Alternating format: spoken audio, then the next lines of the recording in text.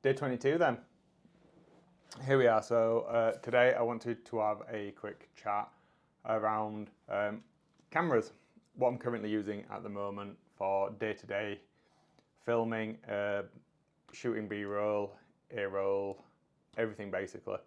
So it's a combination between what I'm filming on now, which is a GH5, and I use a couple of G7s as well. So Panasonic, with a variety of lenses, both first-party Lumix lenses / Panasonic, and a number of third-party lenses as well.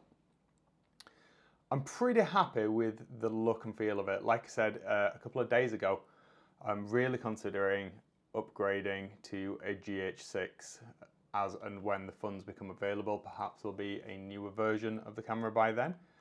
But yeah, I've been using these G7s for 6 years now, I think, on and off, and I've been using the GH5 for about 3 years. Now, I do have a secondary camera as well that I use, or tertiary, whichever you want to go for it. So I'll be using a Pocket 2 as well, a DJI, and also a Pocket 3, which I really like. So I'll swap between the GH5 and the Pocket 3, in fact, in this, see if you notice when. Yeah, and I really like that. I know it's been getting a lot of fairly good reviews as well. Obviously the DJI mic I'm a huge fan of as well. Now, the problem with these is, and I don't feel it's a problem, but then again, I'm not a professional photographer or a professional filmmaker, is the fact that they're MFT, so micro four thirds rather than a full frame sensor. Now, the look that I do like to get is that really buttery background, really strong bokeh, which is very difficult to get. Not impossible, but much harder to get on a micro four thirds frame.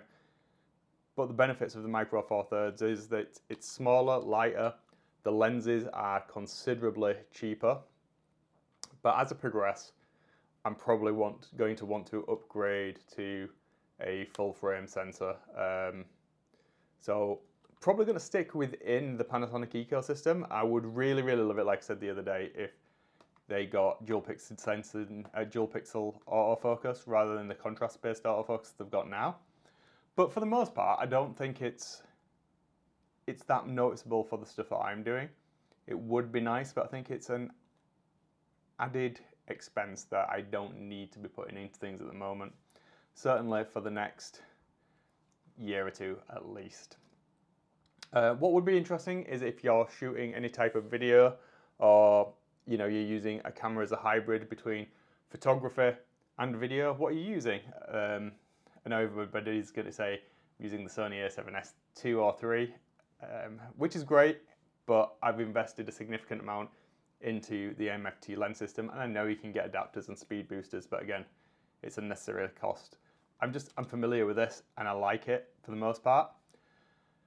So yeah, that's a quick introduction to the equipment that I'm going to be using going forward. I'll get some shots of the GH5 over the next couple of days and perhaps look at the rigging, how I've got it set up at the moment. That might be an interesting one to do. So today, hopefully, I've talked a little bit more enthusiastically about the equipment. I'm feeling that I'm getting more comfortable with the camera again, but I have noticed that my eye line is drifting a little bit. And again, this is completely off the top of my head, rather than having anything scripted. I haven't given any thought of what I was going to say today, but that is deliberate, as I'm trying to get better at doing this off the top of my head, off the cuff, presenting to camera, and just being able to talk in that lucid, fluid manner at a reasonable pace with good enthusiasm and be happy about it in myself. Right, I will catch you tomorrow then, no doubt, for day 23. We're getting there. See you later.